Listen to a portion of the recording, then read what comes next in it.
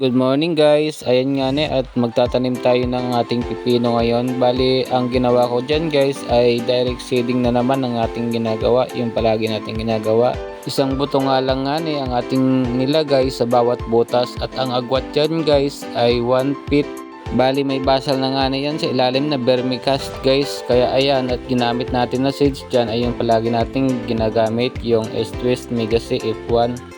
Kung mapapansin nyo guys ay nakaplat yung ating taniman ng pipino. Mas maganda kasi guys pag nakaplat yung ating tinataniman para hindi masira ng tubig o ng ulan. Pag malakas yung ulan, hindi masira guys. Kaya mas maganda pag nakaplat yung ating taniman. Bali pagkatapos nga nating magtanim guys ay mag-spray tayo ng pang-insekto para yung ating seeds ay hindi makain ng mga langgam. Kailangan nating sprayan para yung seeds natin hindi masayang.